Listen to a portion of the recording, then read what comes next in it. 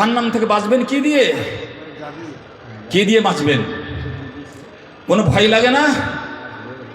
কোনো আশঙ্কা হয় না? বাগে খেয়ে দিলে খুব মায়া লাগছিল ছেলেকে, ছেলের পায়ে কাঁটা লেগে গেলে খুব দুঃখ বেদনা লাগছিল। আর কালকে যখন জাহান্নামে তার চেহারা পুড়িয়ে দেওয়া হবে, তার সুন্দর মুখমণ্ডলকে পুড়িয়ে দেওয়া হবে, তার সুন্দর বডিটাকে বারবার পুড়িয়ে ছারখার করে দেওয়া হবে, তাকে বিভিন্নভাবে যন্ত্রণা এবং কষ্ট দেওয়া হবে। সেই দিনকার কষ্টটা কি তোমার জন্য কষ্ট নয়? হে মাতা, হে পিতা, তোমার সন্তানকে যেই দিন জাহান্নামে সেইভাবে পিটা হবে, শাস্তি দেওয়া হবে, সেই কষ্টটা কি তোমার জন্য কষ্ট নয়? তাহলে কোন আশায় তুমি এত লাগামহীন হয়েছ? কোথায় পেয়েছো এই স্বাধীনতা যে তোমার সন্তানকে তুমি যা খুশি যেইভাবে যেই কোনো স্কুলে যেই কোনো বদমাশ শয়তানের হাতে তুলে দিবে, শিক্ষার নামে তুলে দিলে? আমাদের হাল অবস্থা তো এরকম হয়েছে যে আমাদের যাদের টাকা পয়সা একটু বেশি, তাদের চুলকানি আরও বেশি। তারা শুধু গৌরব করার জন্য, অহংকার করার জন্য, এবং ছেলের পিছে মেয়ের পিছে মাসে কত হাজার টাকা খরচ হয়, এই গল্পটা অহংকারের মতো করে করবে চায়ের দোকানে বসে। তার জন্য সে আদর্শের সামর্থ্য সীমারেখা ছাড়িয়ে দিয়ে এমন প্রতিষ্ঠানে ভর্তি করছে যেখানে বলতেও লজ্জা হয়। এটা খ্রিস্টান মেশিনারি, যেখানে সে নিশ্চিত রূপে জানে এখানে ইসলাম সম্বন্ধে কোনো কিছু পড়ানো হবে না, বরং যা কিছু হবে কৃষ্টি কালচার উঠা বসার মাধ্যমে সে ইসলাম বিরোধী কৃষ্টি কালচারে লালিত পালিত হবে, 100% জানে। এবং সেখানে ঈসা মাসিহ আলাইহিস সালাতু ওয়াস সালামের স্ট্যাচু লাগা আছে, অনেক স্কুলে তার গেটে লাগা আছে। ঢুকতে মাত্র গেটের ডিজাইন এমন করা আছে যে ঢুকতে মাত্র আপনাকে মাথা নত করে ঢুকতে হবে, ঢুকতে মাত্র যেন ঢুকতেই প্রণাম করা হয় যীশু খ্রিস্টকে, সেই রকম পরিকাঠামোই তার আছে। আপনার ছেলে আপনার মেয়েকে যখন সেই রকম জায়গাতে ভর্তি করে আসলেন, প্রথম দিন থেকে তার দৃশ্য দেখে আসলেন, আপনি যখন গেটে ঢুকেছিলেন তখনও আপনাকে মাথা নত করে ঢুকতে হয়েছিল। মাথা নত করার অধঃপতন তোমার হয়েছে। মাথা নত করার অধঃপতনে তোমার শিশুকে ছেড়ে চলে আসলে, তোমার ছেলেকে তোমার মেয়েকে সেই প্রতিষ্ঠানে ছেড়ে রেখে আসলে, যে প্রতি ঘন্টায়, প্রতি মিনিটে, প্রতি মুহূর্তে ইসলাম বিদ্বেষী মনোভাব নিয়ে লালিত পালিত হচ্ছে। কোন সাহসে তুমি তোমার এই সন্তানকে সেই রকম প্রতিষ্ঠানে ছেড়ে আসলে গো? কোন সাহসে তুমি এত বড় কাজ করতে পারলে? তুমি জাহান্নাম থেকে বাঁচবে কি করে এবং তোমার সন্তান সন্ততিকে জাহান্নাম থেকে বাঁচাবে কি করে? সেই সন্তান জাহান্নামে যাবে শুধু একাই, আর তুমি কোথায় থাকবে? তুমি যদি হজ করো 14 বার, উমরা করো 14 বার, 24 ঘন্টা মসজিদে বসে থাকো, আর তোমার এই অবহেলার কারণে তোমার ছেলে কিংবা মেয়ে যদি জাহান্নামে চলে যায়, তাহলে তারা আল্লাহর কাছে বিচার দেবে, আল্লাহ গো, আমরা তো জাহান্নামে যাবই যাব, কিন্তু আমার মাকে আমার বাবাকে এর শাস্তি দেওয়া হোক। তার জন্য আমি তোমাকে চিনতে পারিনি, তার জন্য তোমার রসুলকে চিনতে পারিনি, তার জন্য এই আখিরাতের ভয়াবহ শাস্তির আমার কোনো ধারণা নাই। এই মাতা পিতাই হচ্ছে আমার চরম দুশমন, তারাকে উপযুক্ত শাস্তি দেওয়া হোক, আর আমি তো অপরাধী আছি। কোথায় আছেন আপনি? আলা কুল্লুকুম রাইন ওয়া কুল্লুকুম মাসউলুন আন রাইয়াতিহি। প্রত্যেক মানুষকে জন্মে ছেড়ে দেওয়া হয়নি, সে প্রত্যেক মানুষই নিজের স্তরে দায়িত্বশীল, এবং তার দায়িত্ব সম্বন্ধে কিয়ামতের দিন জিজ্ঞেস করা হবে। বন্ধুগণ, অত সহজ নয়। ইসলাম কোনো ট্রেডিশনের নাম নয়। ইসলাম আধার কার্ড দিয়ে প্রমাণ করা যাবে না যে আমি মুসলমান আল্লাহর কাছে, ভোটার কার্ড দিয়ে প্রমাণ করা যাবে না যে আমি মুসলমান, দেখানি গ্রাম মুসলমানের জন্য আমি মুসলমান, জুমা জামাতে হাজির হয়ে গেলে মুসলমান হওয়া যায় না। মুসলমান একটা বাস্তব ধর্ম যা জ্ঞানের ভিত্তিতে প্রতিষ্ঠিত হয়েছে। ইসলাম একটা জীবন বিধানের নাম, একটা কর্মসূচির নাম, যে কর্মসূচিকে ন্যূনতম তার অংশ, ন্যূনতম তার চরিত্র হিসাবে তাকে ধারণ করতে পারবে, তাকে লালন পালন করতে পারবে এবং নিজের জীবনে বাস্তবায়িত করতে হবে, সেই হবে মুসলমান এবং সেই হবে জান্নাতের অধিকারী, জাহান্নাম থেকে বাঁচতে পারবে। ডিস্কো ড্যান্সারের নাম ইসলাম নয়।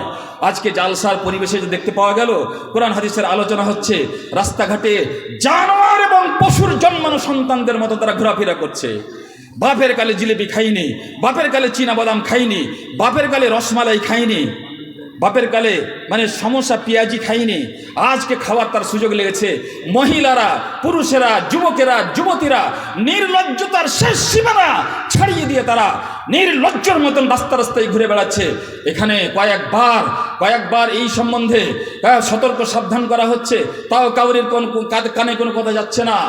আদর্শই তোমার ঈমান, তোমার আকীদাই তোমাকে জাহান্নাম থেকে বাঁচাতে পারবে। নইলে তুমি কার ছেলে, কার সন্তান, কার বাবা, কার মা, এই সব জিনিস দেখা হবে না।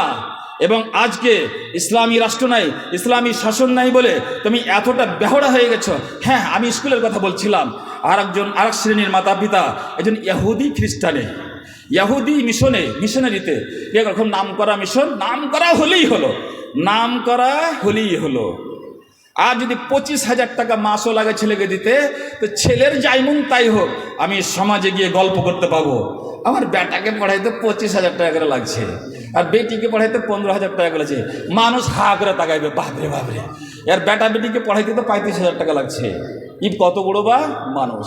এইরকম শয়তানি বুদ্ধি আমাদের ভিতরে আছে।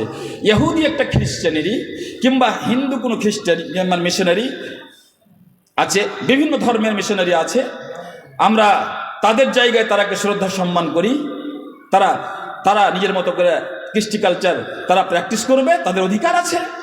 কিন্তু আপনাকে কে বলেছে আপনি সেখানে গিয়ে ঝাঁপ দিবেন? ইহুদি মিশনারি নিজের সন্ততিকে নিয়ে গিয়ে সেখানে ভর্তি করে দিলে, সে কি জানে না এখানে কি পড়ানো হবে? সে কি জানে না এটা কি করা হবে? এ হবে। কোনো কিছুর ভূক্ষেপ নাই। নিজে জাহান্নাম থেকে বাঁচবে কী করে? নিজের সন্তানকে জাহান্নাম থেকে বাঁচাবে কী করে? আমাদের ভরা সমাজের মধ্যে বিভিন্ন প্রতিষ্ঠানের মালিক যারা, তারাও এইভাবে নিজের ছাত্রছাত্রীকে এইভাবে করছে। এবং আপনারা শুনতে পাচ্ছেন সোশ্যাল মিডিয়ার মাধ্যমে নাম খোলা হলো, খুব সুন্দর একটা আরবিতে নাম রেখে দেওয়া হলো, এটা ইংলিশ মিডিয়াম স্কুল, এবং আরবির খুব যত্ন করা হবে। আর বছরের অ্যানুয়াল ফাংশনের সময় ওখানে ডান্স হচ্ছে মেয়েদেরকে দিয়ে, জাতিকে ফাঁকি দেওয়া, সমাজ এবং মিল্লাতকে ফাঁকি দেওয়া, এবং সমাজের শিশু কিশোরদেরকে নিয়ে এইভাবে ছিনিমিনি করা। হে স্কুলের মালিকগণ, যারা ইসলামী সংস্কৃতির এইভাবে অবমাননা করছো, বুঝে নাও, জেনে রাখো, তুমি সতর্ক সাবধান হয়ে তওবা করে ফিরে এসো। সমাজকে বলো আমি ইংলিশ বাংলা ছাড়া অন্য কিছু পড়াবো না। ঠিক আছে, ইংলিশ বাংলা অমুক ধমুক ছাড়া আমি কিছু পড়াবো না। ইসলামের নাম করো, ইসলামের নাম দিয়ে ছাত্র ভর্তি নাও, আবার সেই সমস্ত জিনিসের কোনো শর্তের কোনো খেয়াল রাখো না, আবার তাকে জাহান্নামমুখী করে তোলো, ইত্যাদি ইত্যাদি। যাই হোক, এইভাবে আমাদের বিভিন্ন স্কুল প্রতিষ্ঠান জ্ঞান চর্চা করা, আমাদেরকে আল্লাহ রাব্বুল আলামিন কোন জ্ঞান অর্জন করতে বলেছেন যাতে করে জাহান্নাম থেকে বাঁচতে পারবো? আল্লাহর জ্ঞান, রসুলের জ্ঞান, দ্বীনের জ্ঞান, এবং সেটা নিজেকে বাস্তবায়িত করতে হবে আমাদের জীবনে।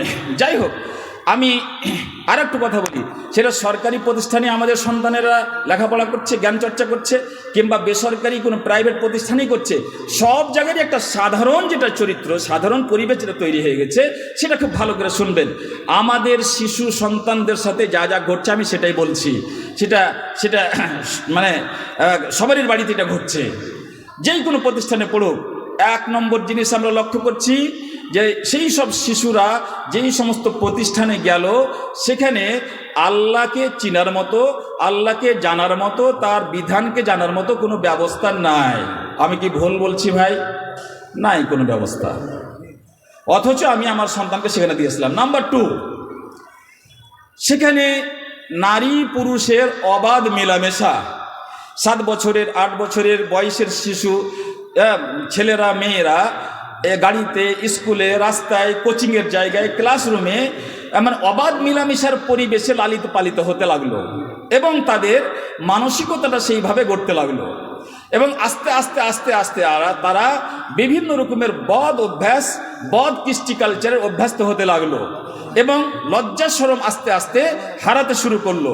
কয়েকদিন পরেই তারা যৌবনে পা দিল। বয়স 16 বছর হয়ে গেছে, বয়স 15 বছর হয়ে গেছে, বয়স 17 বছর হয়ে গেছে, আর যৌবন, বুঝতেই পারছেন যৌবন কাকে বলে। মেডিকেল সায়েন্সের তথ্য অনুযায়ী